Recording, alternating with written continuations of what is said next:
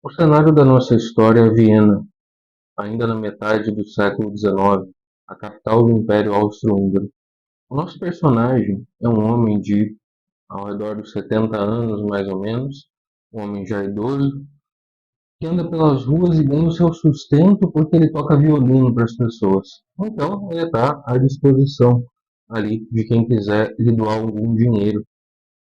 Esse homem, no entanto, diferente de alguns outros músicos de rua da sua época, era um homem bem alinhado, bem asseado e que talvez ganhasse menos dinheiro do que aqueles que tocavam canções mais populares. A questão é que a música que ele tocava, ela não era muito bem entendida pelas pessoas ao seu redor, pela maioria delas. Aquilo parecia uma cacofonia, uma coisa esquisita, estranha, diferente das músicas mais compreensíveis e populares. E, no entanto, enquanto esse sujeito tocava, parecia que ele estava em êxtase. Né? Ele arranhava aquele violino velho, há anos e anos usado, que ele tinha desde a infância. Parecia que ele estava em êxtase. Né? Parecia que ele estava transfigurado. Dava a impressão de que ele ouvia alguma coisa que as outras pessoas, pelo menos a maioria, não todas, mas uma boa parte do seu público de rua, não ouvia.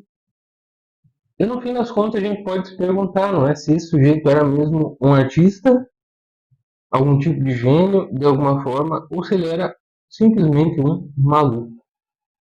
E esse sujeito, chamado Jacob, é o personagem principal do Pobre Músico, novela de Franz Grillparzer, o poeta, uh, dramaturgo e prosador austríaco do século XIX, nascido no fim do século XVIII, viveu até quase o fim do século XIX, já entrado na parte final desse século, em Viena. Nasceu, viveu e morreu em Viena, embora tenha feito várias viagens pela Europa e pela Turquia também. Ele tinha vontade e foi conhecer Constantinopla, Istambul. Não é? E é esse personagem, talvez um tanto quanto inadequado, ou sentindo-se inadequado na vida, que é o nosso protagonista hoje, porque é do Pobre Músico que nós vamos falar. Não é? E essa novela, embora ela tenha passado quase despercebida na sua publicação em 1847, o que é interessante, eu já vou dizer por que essa data, mas ela foi um marco na literatura em língua alemã, porque ela já mostrou algo que alguns outros contemporâneos, eu vou falar de um deles, perceberam na sociedade, contemporâneos do Grillparzer, perceberam na sociedade e um certo mal-estar com a vida, um certo desconcerto, uma certa inadequação ou desajustamento que depois se tornou típico da literatura, porque típico de muitas vidas. Em alguma medida, o Grillparzer era também um desajustado, se não exteriormente, pelo menos interiormente. E um grande admirador dele, influenciado por ele anos depois, também foi uma figura desajustada na sua vida e cujo desajuste transpareceu também nos seus personagens. Eu estou falando do Franz Kafka, admirador do Grillparzer. Porque depois de morrer, e ele morre em 1872, o Franz Grillparzer, as obras dele começam a ser resgatadas e ele chega a ser declarado o poeta nacional da Áustria. Então, de uma figura menor da literatura, e eu digo menor porque, enfim, as pessoas do círculo dele e as pessoas ali em Viena sabiam que ele era um escritor, mas acreditavam que ele tinha um valor escasso, limitado, seria logo esquecido. No entanto, foi o contrário depois que ele morreu. Né?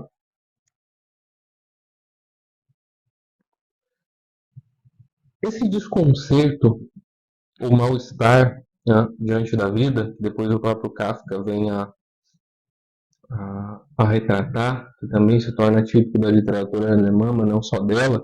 O fato é que, no caso da literatura em língua alemã, o Grillparzer está ali com o seu pobre músico, né, como uma espécie de orientação. Mas eu mencionei para vocês que essa novela foi publicada em 1847, não é? Porque quando eu li, eu me lembrei daquele personagem de Gente Pobre do Dostoiévski, que foi o primeiro livro que o Dostoiévski publicou ainda antes da experiência na prisão da Sibéria, não é? E vejo que interessante, Gente Pobre, eu não lembrava a data de publicação, fui pesquisar, foi publicado em 1846. São intuições semelhantes, né? E claro, outra influência em quem eu pensei, vocês podem pensar, eu imagino que em várias também, depois eu vou mencionar ainda o Baudelaire, o Charles Baudelaire, mas foi outro austríaco sucessor do Grillparzer, o Joseph Roth, que depois da queda do Império Austro-Húngaro foi para Paris, não é? E que publicou A Lenda do Santo Beberrão, um livro que foi novela, foi reeditada recentemente pela Sétimo Selo, em português. Tá? Excelente, excelente novela. E também esse Santo Beberrão, essa figura contemplativa e desajustada, como o Jacob, como o nosso pobre músico. Então, essa figura marcou a literatura austríaca porque ela marca uma possibilidade humana, uma possibilidade de desajustamento que ainda é nossa, tá? E já vamos falar mais desse personagem. Primeiro eu quero falar um pouco mais sobre o Franz Grillparzer, porque uma interpretação possível,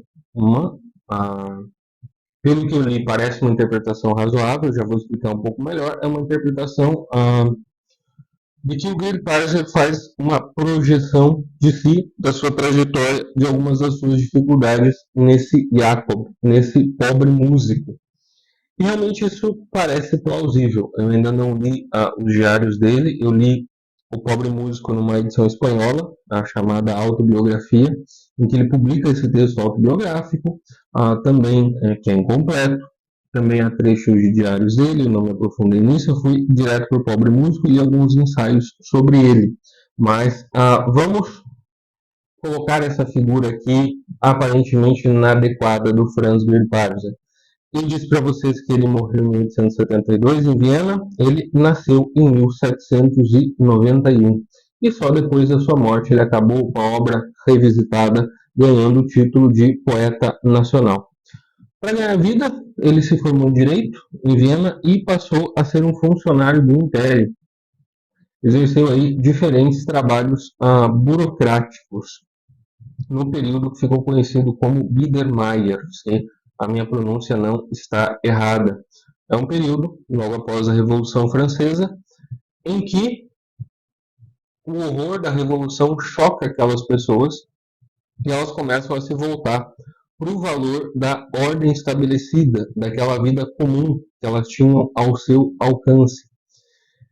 E, embora isso por si só não seja mal, não seja nada ruim, muito pelo contrário, reconhecer o valor da vida, o valor do cotidiano, isso infelizmente trouxe consigo uma certa superficialidade. Uma certa superficialidade. Como se aquilo fosse durar, e algo que reverbera, por exemplo, quando Stefan Zweig fala do mundo de ontem, na sua autobiografia, não é? Isso de um período, de uma geração anterior à do Stefan Zweig, ainda prevalecia, era o que prevalecia em Viena, nesse período do Grillparzer, como se a mera repetição de atos exteriores fosse capaz de preservar o modo de vida sem os seus valores. Tá? Em termos familiares, o Grillparzer passou por algumas tragédias. Ele perdeu o pai relativamente cedo, pelo que eu li, e ele tinha um irmão mais novo que morreu. Parece que morreu afogado. Um dos irmãos do protagonista, o Jacob, também.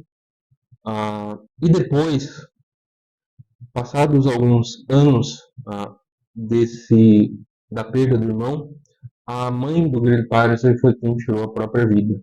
E isso o marcou profundamente, profundamente.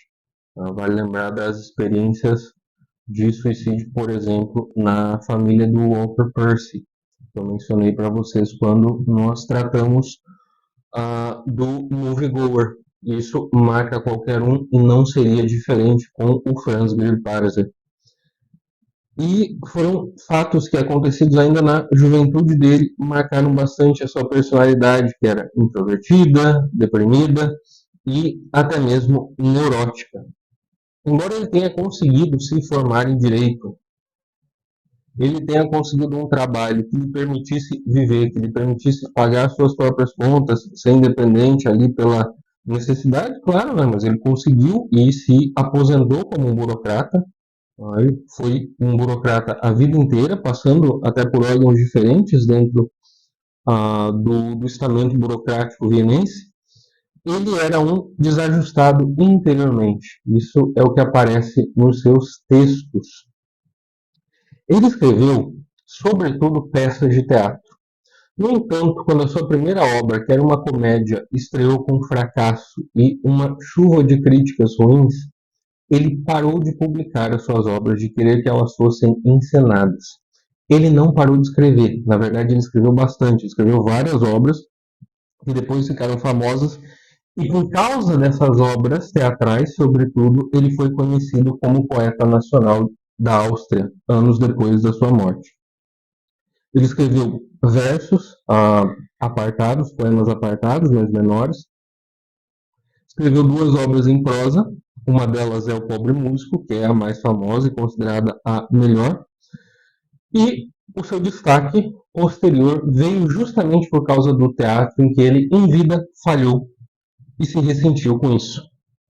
Ele foi bastante influenciado. Duas figuras fundamentais para ele eram do Goethe, que ele conheceu pessoalmente, do Schiller, e também do teatro barroco espanhol. Ele era um grande admirador do teatro barroco do século de ouro, especialmente Lope de Vega e Pedro Calderón de la Barca.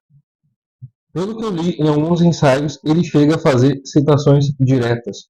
Personagens dele citam versos, alguns do teatro, tanto do Calderón quanto do Lope. E um crítico, ele empregou uma expressão para tratar do Grillparzer que me pareceu muito interessante.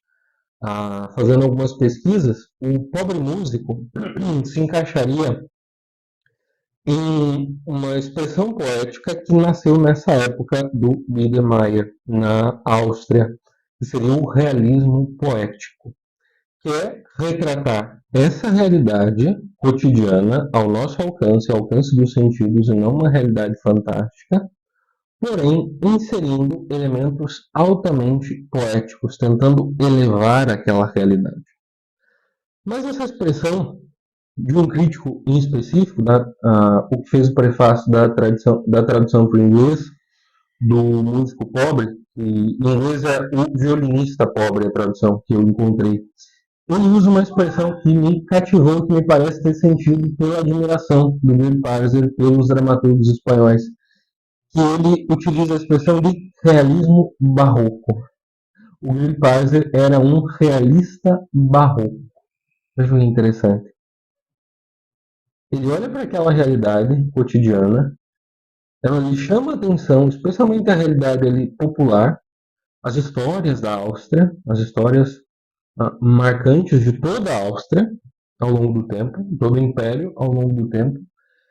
E dentro dessas histórias, muitas delas cotidianas, no caso do Pobre Músico, a gente podia dizer que para a época era uma obra contemporânea, ele estava falando ali do seu tempo.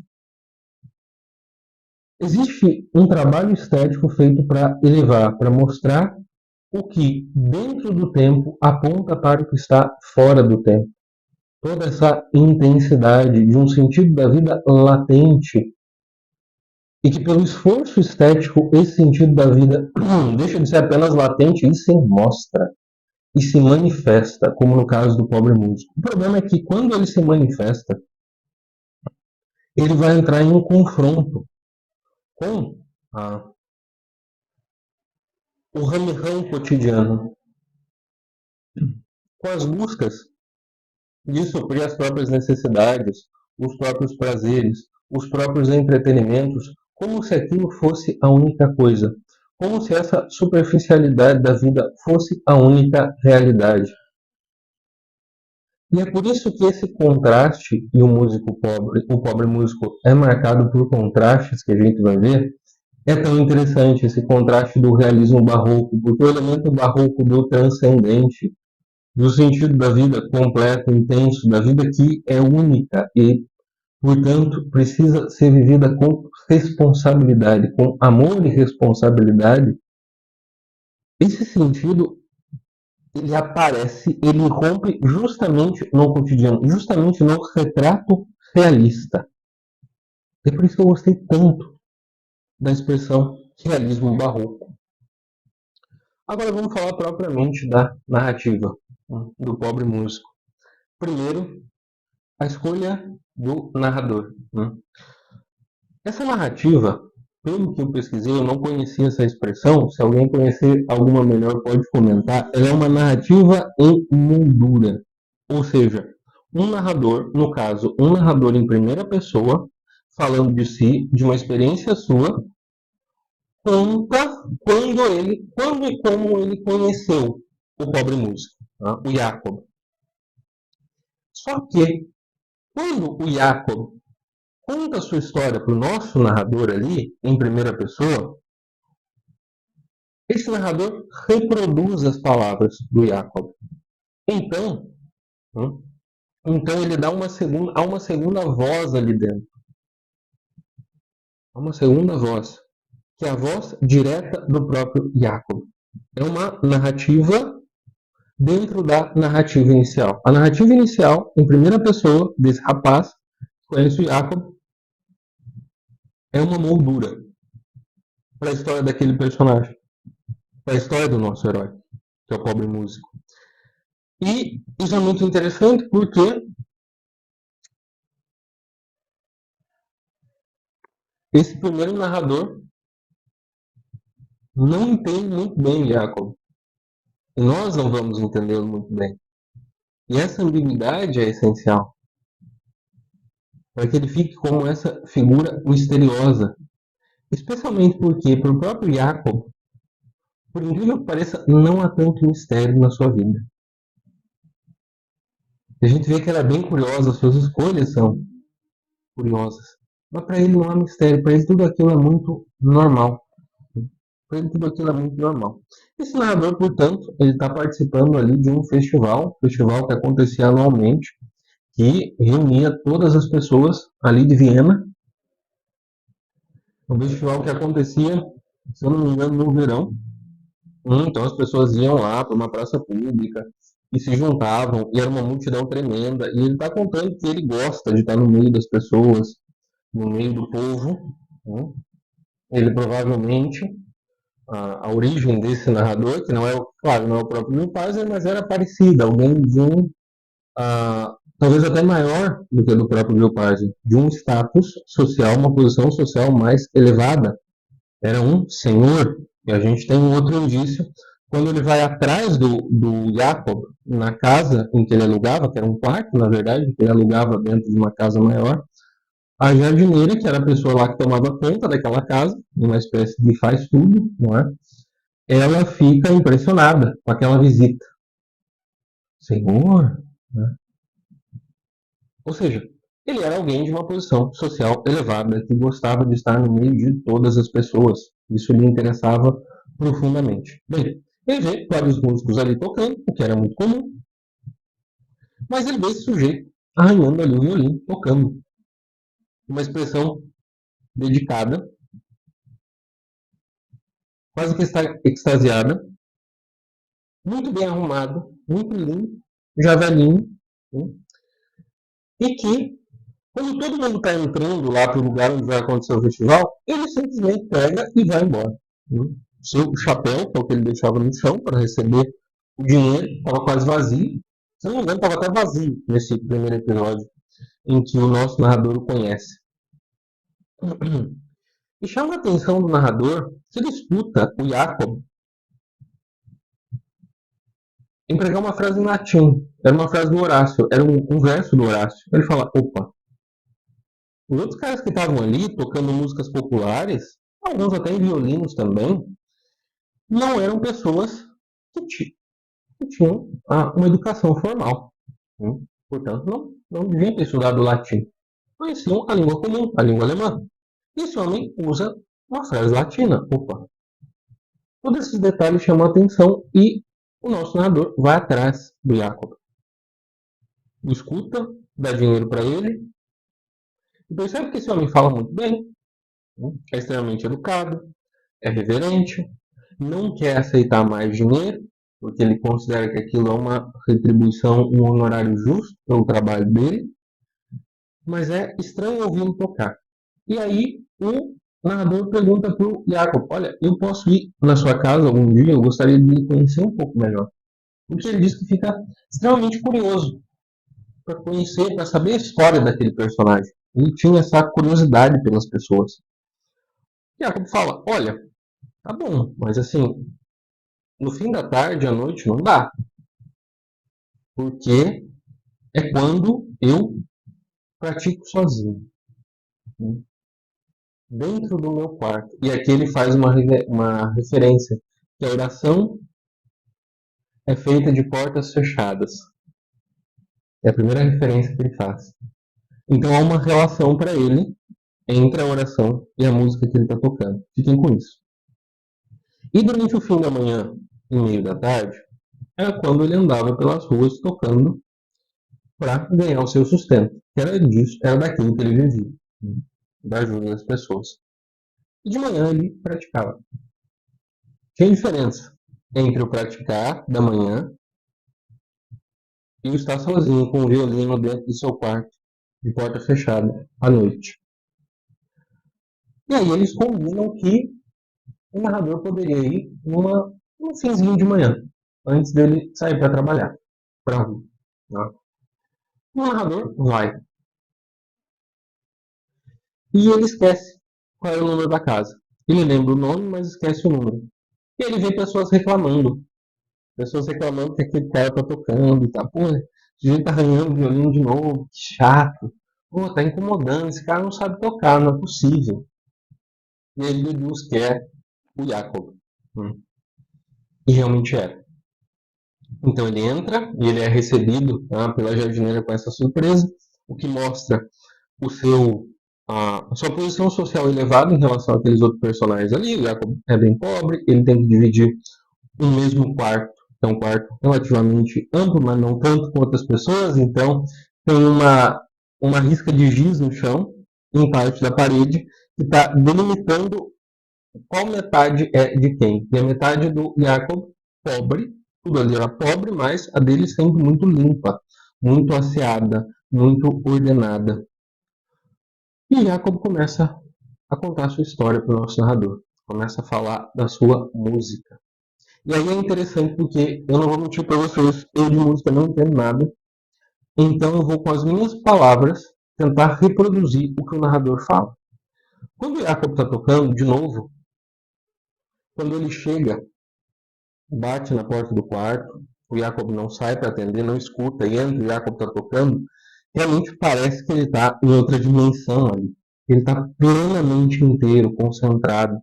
Me lembra de uma passagem que o Stefan Zweig conta de quando ele conheceu o Renoir, quando ele foi visitar o Renoir. E o Renoir estava conversando com ele e falou assim, em determinado momento, vamos ao meu ateliê? Aí o Zweig aceitou, eles foram. E aí ele descobriu uma escultura em que ele estava trabalhando, começou a olhar para ela e de repente começou a trabalhar. Ele esqueceu completamente que o Stefan Zweig estava ali do lado. Foi um arrebatamento. Eu me lembrei desse episódio, quando o narrador aqui conta que o Jacob estava tocando. E o Jacob percebe que ele está ali, para de tocar, se dá conta, né, depois de algum tempo. Mas enquanto ele toca, e depois, pelas palavras dele, o narrador começa a entender que naquela aparente loucura, porque a música de fato o Jacob toca é um pouco incômoda. Não é uma coisa assim normal, comum, como ele já tinha escutado. Foi uma coisa diferente ali, mas ao mesmo tempo parecia que tinha um método, que não era aleatório. Ele não estava só arranhando o violino. Ele sabia tocar. Ele sabia os fundamentos ali. Ele era um músico mesmo. Ele não estava enganando ninguém. Mas por que ele tocava de um jeito diferente? Por que ele tocava músicas diferentes, um tanto incômodas? E aí ele fala que o Jacob tinha horror à desarmonia. Mesmo que a desarmonia, e aqui essas são as minhas palavras, daquilo que eu entendi, mesmo que essa desarmonia servisse para conectar elementos harmônicos na música. Que ela fosse aquela argamassa que permitia unir diferentes harmonias, preparar o ouvido para diferentes harmonias. E o próprio Jacob depois fala algo assim.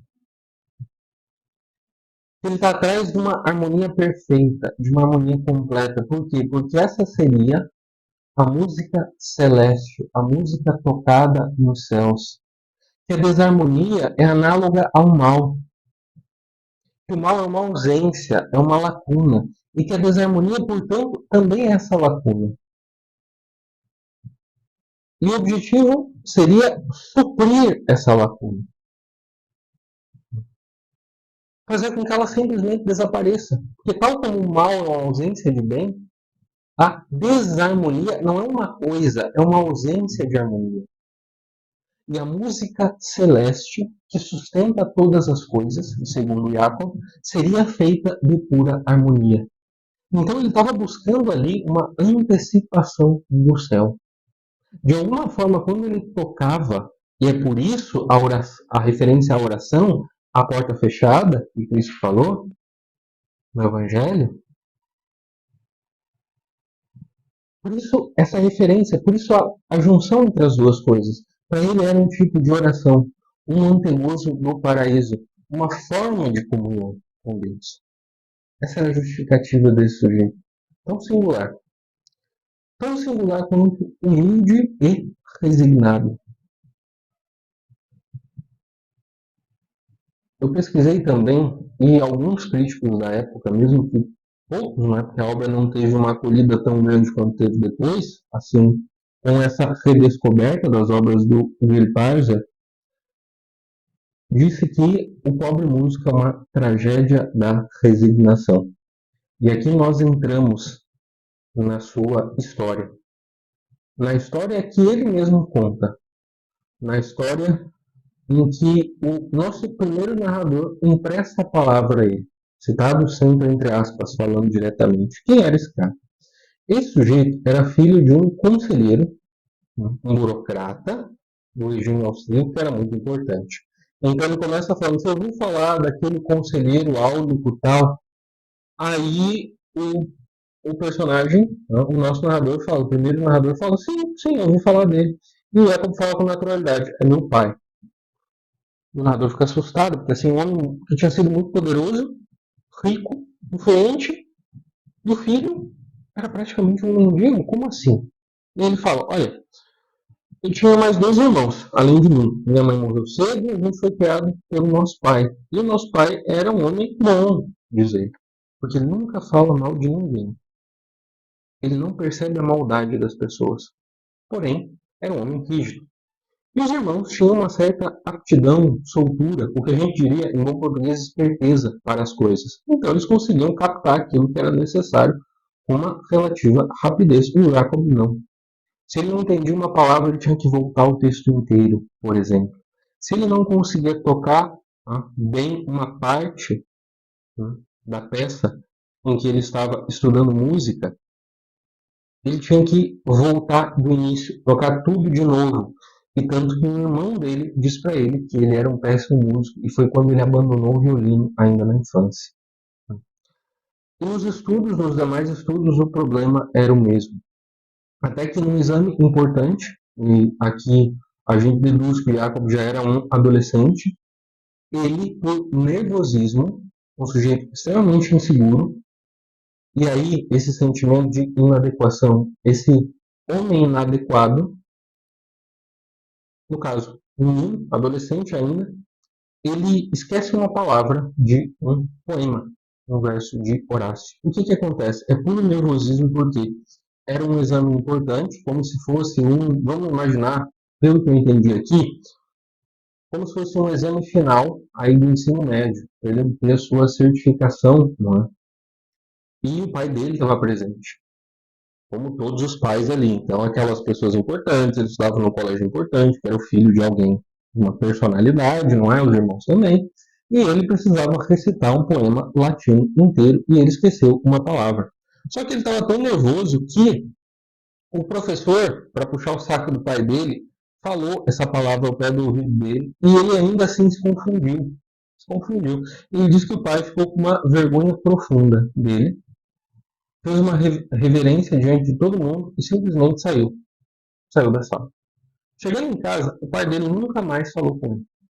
Ele viveu num lugar, num quarto apartado.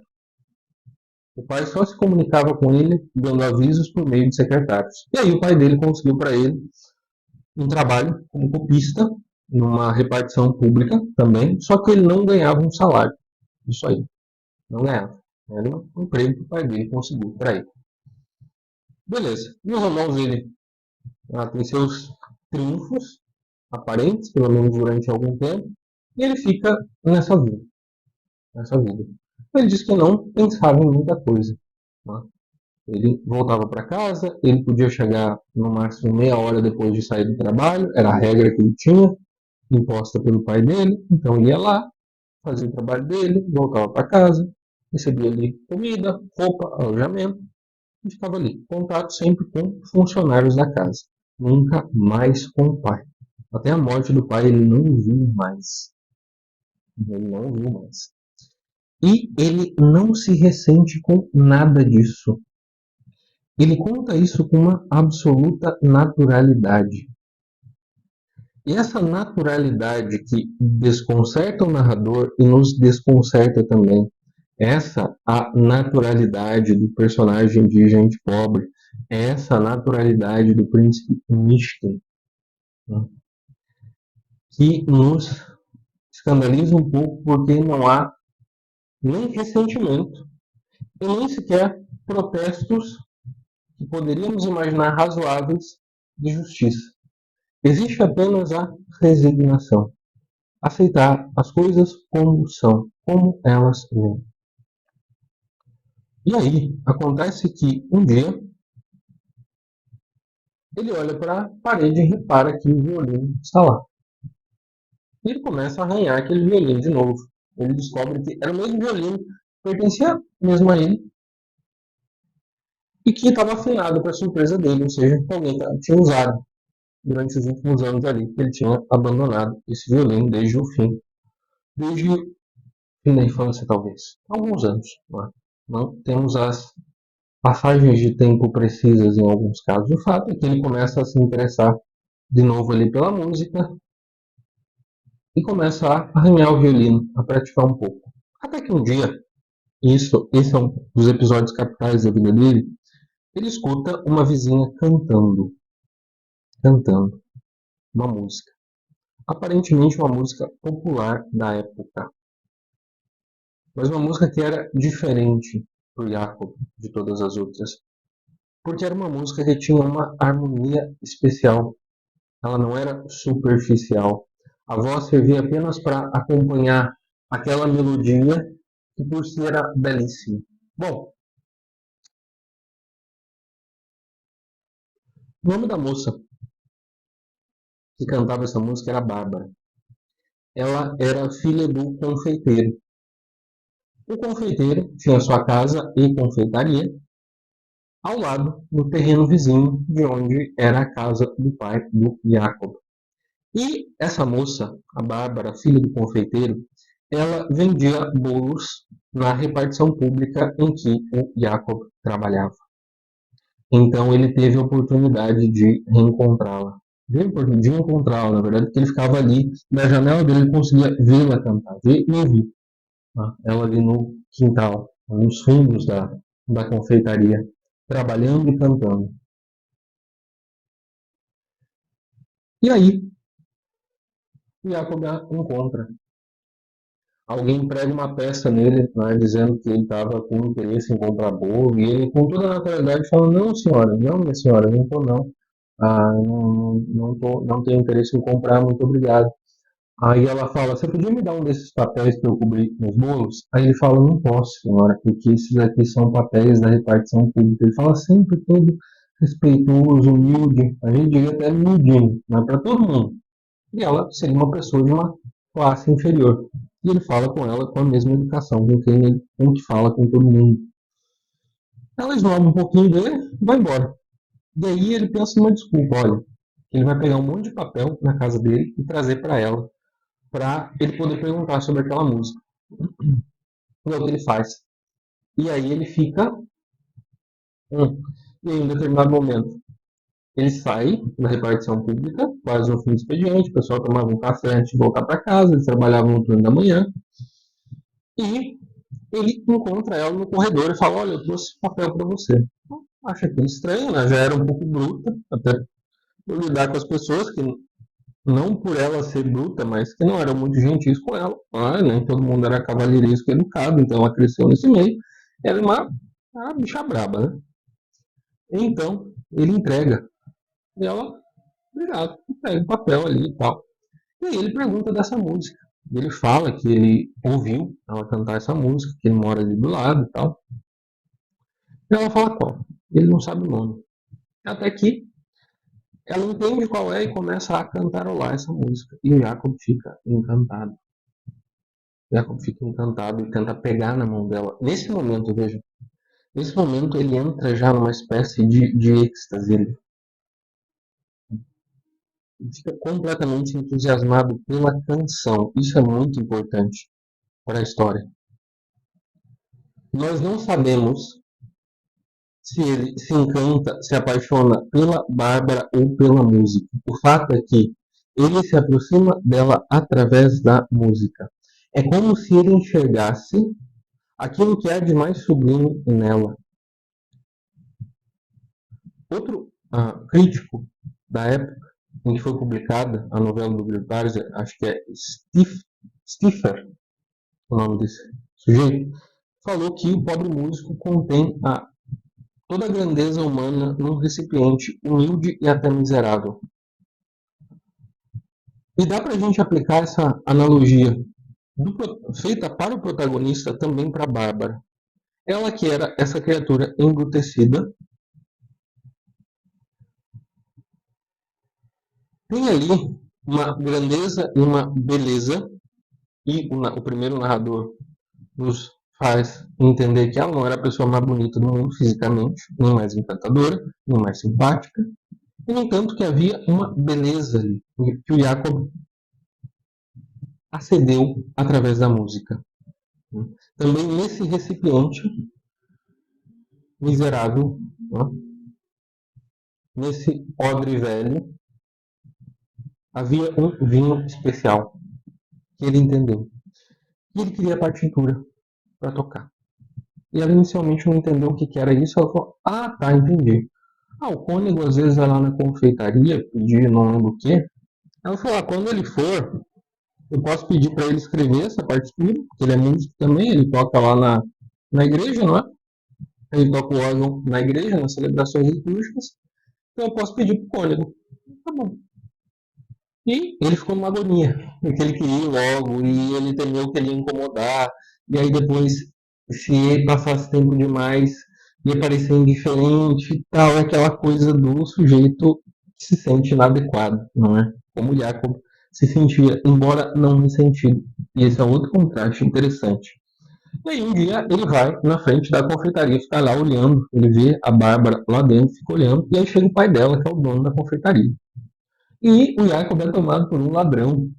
É você que está me roubando, seu vagabundo. Entra aqui, dá um pescotapa no Jacob, empurra ele para dentro, fala, é você que está me roubando.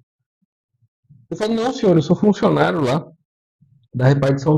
Que porra de funcionário que é? Você está me roubando, não sei o quê. E aí ele fala, não, eu sou filho do conselheiro tal, eu moro aqui do lado. E ele fala, cara, é muito interessante, porque ele fala com toda a humildade. Eu nunca vi uma mudança tão brusca em alguém em toda a minha vida. O homem que estava montado em cólera virou um cordeirinho todo solícito quando ouviu o nome do Jacob. O nome do, melhor, o nome do pai de Jacob, né? a origem dele. E já dá para ver que o sujeito era tremendamente ansioso. O fato é que Jacob começa a frequentar aquela confeitaria, tá? Conversando ali com eles e tal, com a Bárbara, com o pai dela. Ele consegue a partitura, mas o pai dele descobre através de um funcionário. E aquilo era uma indignidade. Então o que ele faz? Ele expulsa Jacob de casa, ele aluga um apartamento num subúrbio, e claro, o Jacob só é comunicado por um secretário, por um funcionário ali da casa do pai dele. Olha, você vai morar em tal lugar, você vai embora daqui, vai desaparecer, não vai voltar mais aqui, você vai morar lá. Ele é expulso. E ele vai. Também resignado, ele tenta se explicar, ele tenta pedir para ficar, mas não dá. E ele vai. E continua frequentando a confeitaria. Continua frequentando a confeitaria. Até que um dia ele sabe. Né? Primeiro ele vê algumas fofocas ali e tal, as pessoas olhando estranho para ele, porque todo mundo sabia. Menos ele. Né? O que estava acontecendo. Ele era esse personagem alheio. Né? Ele era essa espécie de nefelibata. Durante a maior parte do tempo, a gente vai ver que ele era um jeito com pouco sentido prático, não é? Parecia desajustado na vida. Seu sentimento de inadequação se manifestava também nas suas relações, no modo como ele estava com as pessoas. Eu já vou contar um episódio profundamente marcante nesse sentido, que demonstra isso. Ele sabe que o pai morreu. Ele descobre que o pai dele morreu, ele é notificado e ele recebe uma herança. E aí, um tempo depois, ele descobre que os irmãos também estavam com problemas. Um tinha morrido afogado, perdido uma aposta, entrado a cavalo e armadura no Danúbio e morreu afogado. E o outro, diz ele, era secretário de um governador em uma província, só que ele fala, segundo as pessoas falavam, o meu pai incitava o meu irmão contra esse governador. E o governador descobriu e o sujeito, o irmão dele, teve que fugir do Império Austro-Húngaro. E aí dá para entender um pouco melhor até como era o pai dele, não é? Tanto com os filhos quanto fora na vida pública. Um pouco como por meio de intrigas ele deve ter conseguido esse suposto prestígio. O fato é que agora o Jacob recebe uma herança e é muito solicitado, muito solicitado. Não é? Inclusive, claro, pelo dono da confeitaria, que vê ali ele, bom, aquele cara que está indo lá praticamente todos os dias, conversa muito com a Bárbara, que demonstra interesse nela. Isso não nos é mostrado. Ele nunca fala, eu estava apaixonado por ela, eu a amava. Isso nunca aparece. Nunca. Ele só dizia, eu ia lá com frequência. Eu chegava a ajudar no trabalho da confeitaria. E com o tempo, a Bárbara foi ficando mais dura com ele. Mais hostil à presença dele. E ele não entendeu por quê. E a gente logo entende que a hostilidade da Bárbara aumentava na medida em que aumentava a solicitude do pai dela, porque ele estava interessado no Jacob, né? Na personalidade que ele era, socialmente falando. E o que o sujeito achava que ele era por ser filho de um grande conselheiro do Império. E quando morreu, recebeu herança, poderia ser um genro para ele. Ele estava indo lá todo dia e a Bárbara ficou indignada com aquilo. Tem um episódio em que ele fala que a Bárbara, nessa hostilidade, já não cantava mais. Não gostava, mal gostava de conversar, quanto menos de cantar. E ele a surpreende numa escada, ajeitando alguma coisa numa prateleira e cantando aquela música de novo. Ele se aproxima dela, ele quer abraçá-la, ele chega a tocá-la, mas ele toma uma puta bofetada. Ele toma uma puta bofetada que praticamente o apaga, ela joga ele no chão. E aí ele fica assustado e ela fica assustada com a força do golpe nessa cena. E aí ela afaga ele na região onde ele tomou o golpe e dá um beijo ali. E ele fica inebriado. Ele se levanta, ele tenta abraçá-la para retribuir o beijo. Mas ela foge, corre, vai para trás de uma porta de vidro. Ele tenta forçar a porta para entrar, ela não deixa. E ele a beija através do vidro. Ele a beija através do vidro. Aí o pai dele chega, a cena se desfaz. O pai dela chega, a cena se desfaz. Esse é o beijo, o único beijo que Jacob dá na Bárbara. através do vídeo. E aí ela conversa com ele, depois de um tempo, passado um tempo. Ela fala dessa herança, ela fala que assim, olha, não fala diretamente de casamento, mas ela fala, olha, tem uma loja ali na frente, se você comprar, você não vai ter como administrar, mas você vai poder trabalhar, vai poder ajudar a dirigir, a gerir. E eu poderia te ajudar a administrar. E aí ele fala, olha, eu tenho dinheiro ainda sobrando da herança, eu consigo. Ele fala o valor e tal. E você tá com esse dinheiro? Aí ele fala assim, ela fica toda esperançosa, né? Ele fala assim, não, não tô, porque um secretário do meu pai que me pediu para ser sócio em uma empresa e eu entrei em sociedade com ele foi lá e depositou esse dinheiro. Ela, puta que pariu. Você estava junto com ele quando ele depositou? Não, eu fiquei lá na rua, ele subiu lá no banco, foi lá e depositou. Ela, puta que pariu, não é possível, cara. Ela não usa essa expressão, mas a reação é essa. E aí, nesse momento, o pai dela entra. E aí, ela pergunta: o que que o senhor leu no jornal sobre aquele fulano, que era secretário do pai desse aqui? Ah, que ele fugiu com o dinheiro de todo mundo, que deu um monte de golpe aí e desapareceu. Ela, tá vendo? Tá vendo o que aconteceu contigo? Ele foi ver e, de fato, o sujeito tinha roubado ele, não tinha como reaver o dinheiro, nem da sociedade, nem de nada. Acabou o dinheiro. E aí, quando isso acontece, o pai da Bárbara expulsa o Jacob da confeitaria. Fala, você não volta mais aqui. Sai daqui. Desaparece. Expulsa ele como se ele fosse um cachorro. Ele vai embora, não volta mais. Um dia, ele está na casa dele, pensando na Bárbara. E ela entra pela porta. Ele fala que é como se fosse um sonho. E ela tá com uma muda de roupa. Duas camisas e dois lenços. É isso aqui que eu tinha preparado, ela fala. Olha que besteira, né? E ela começa a chorar. Ela começa a chorar. Sem falar de sentimentos, de nenhuma parte, nem de interesse mútuo. Ela começa a chorar e ela fala que. E ele chega, ele toca na mão dela, ele tenta consolá-la. Ela fala: o que adianta? Eu vou casar com aquele açougueiro. É o açougueiro que o Jacob já tinha visto frequentando lá a confeitaria. Então, se tinha dinheiro, ela ia casar com ele, ia pro interior. Tal. O pai dela tinha arranjado esse casamento para ela. Casamento, claro, vantajoso. O que marca o episódio é o choro dela. Por que ela chorou? E é interessante que o Jacob, contando essa história, porque tudo isso é ele falando em primeira pessoa dentro da novela, ele não tenta interpretar esses acontecimentos. Ele não tenta interpretar.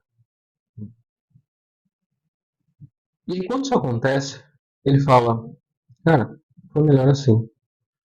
Porque já imaginou se ela tivesse ficado junto comigo? Ia ser muito ruim. Eu só não vi nada. Tem o que fazer. E nesse meio tempo, enquanto ele frequentava a casa da Bárbara, e depois que houve essa ruptura, se é que a gente pode chamar assim de algum modo, ela se casa, ela vai embora e se casa no interior com esse açougueiro, o pai dela também, eles vendem o estabelecimento e tal. Ele continua dedicado à música.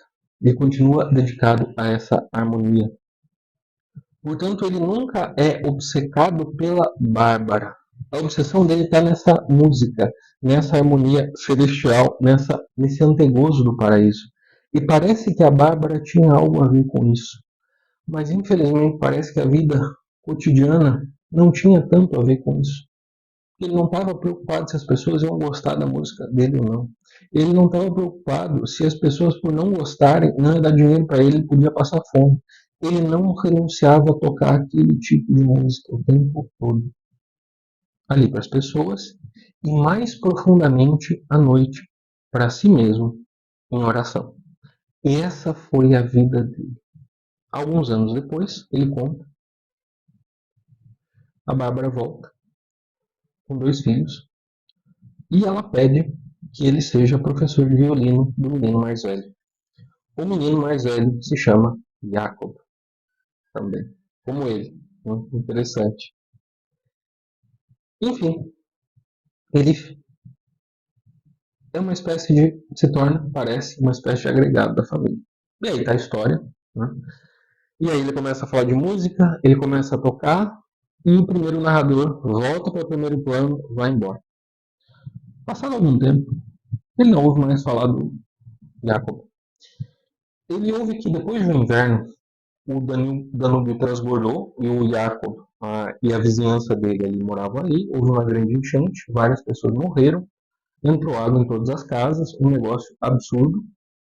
E ele vai visitar o Jacob, porque ele imagina, poxa, ele deve estar precisando de dinheiro, ainda mais agora, se ele ficou tanto tempo em casa, porque as pessoas não podiam sair, o governo ali estava fazendo resgates ou mandando mantimentos para as pessoas ilhadas em botes.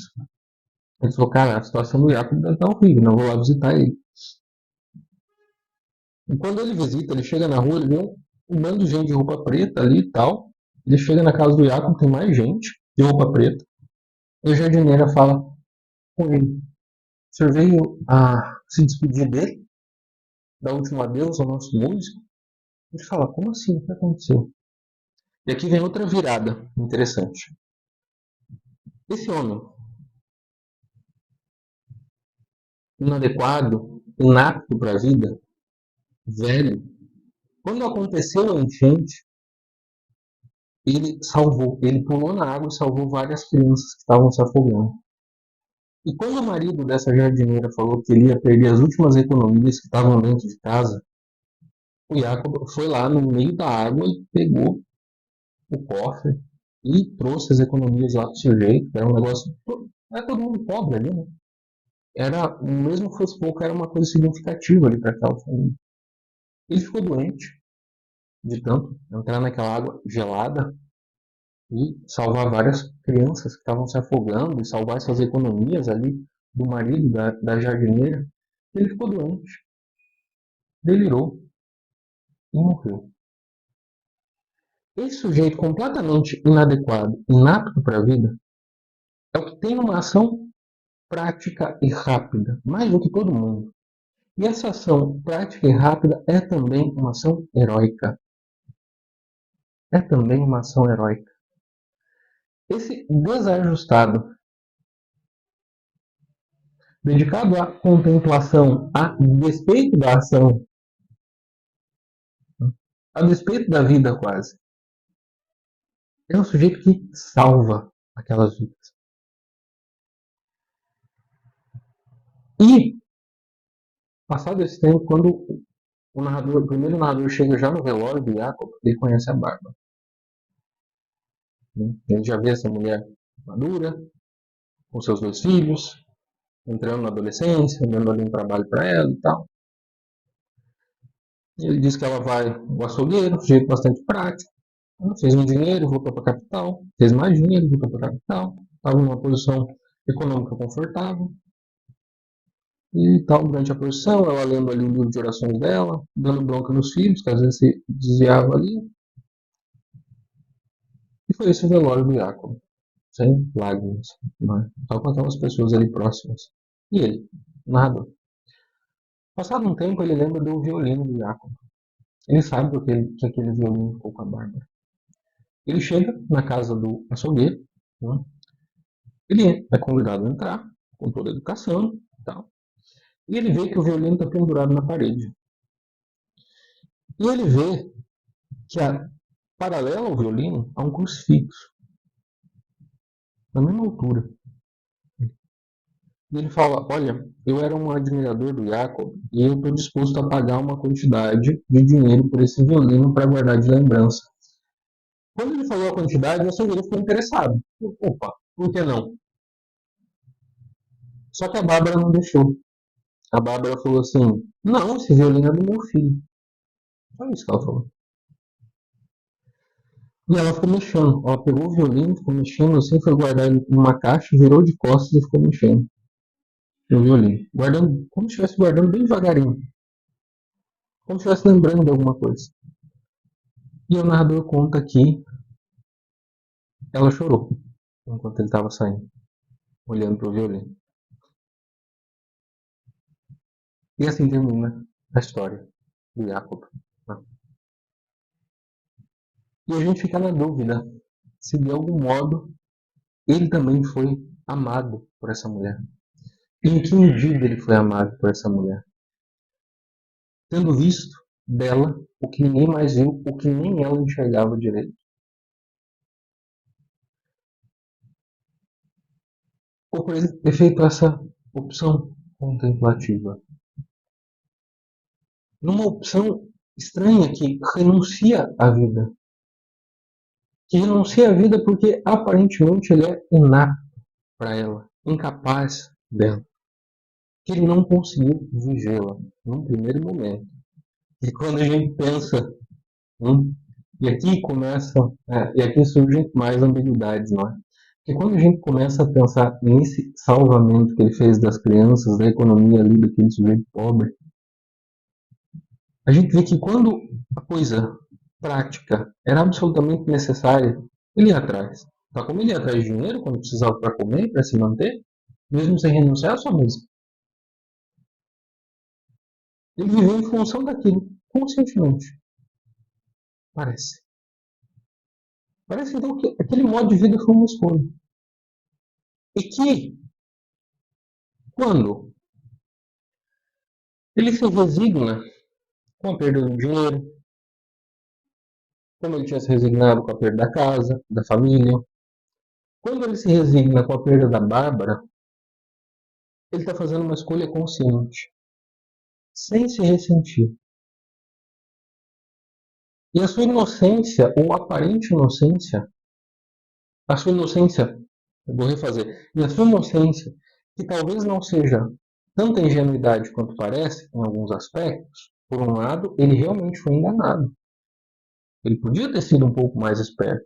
Por outro, ele é o sujeito que toma a decisão de salvar crianças em perigo, a despeito da própria vida. Tem uma ambiguidade nessa inserção ou falta de inserção, nesse mal-estar, nesse não se encaixar na vida, no pobre moço.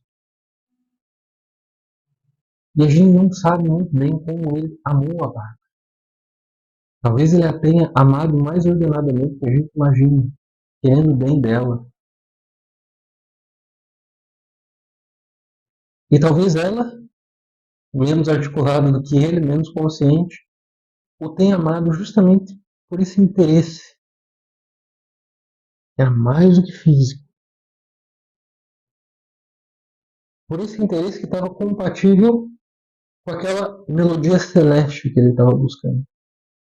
Totalmente ordenado.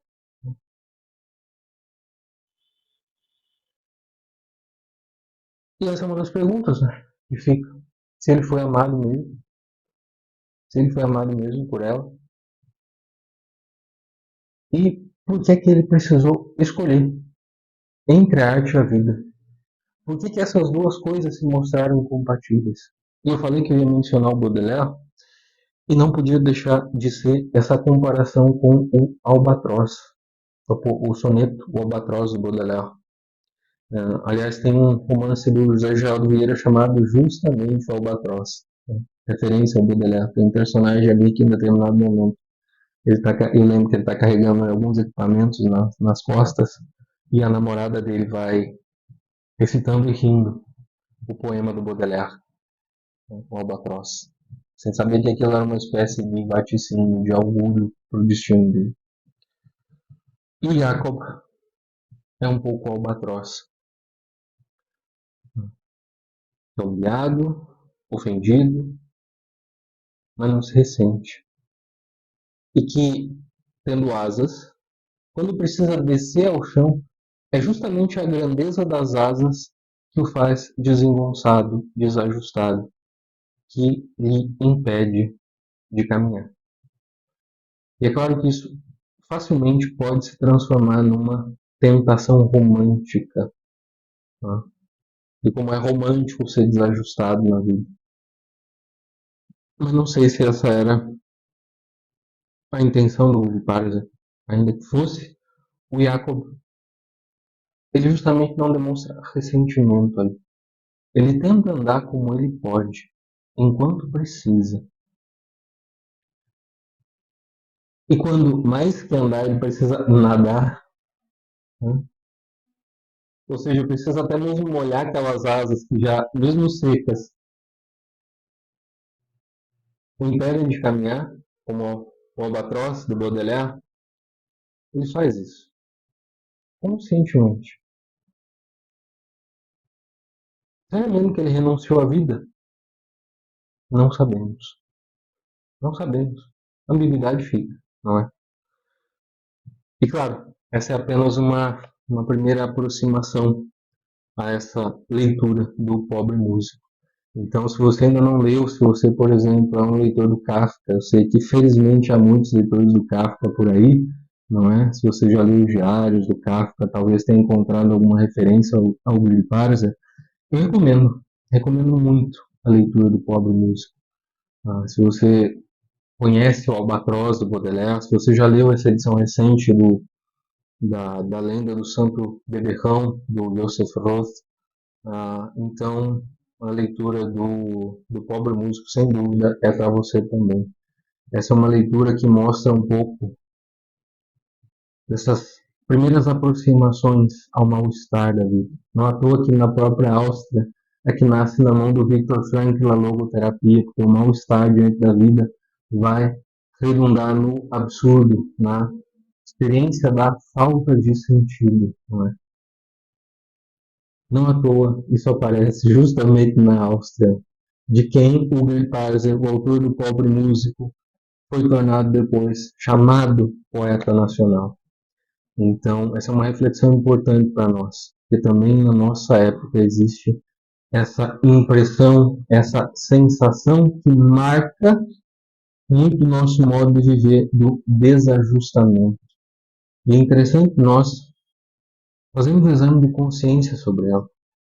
Em que medida ela está presente na nossa vida, levando para um lado, só para a terra ou só para o céu,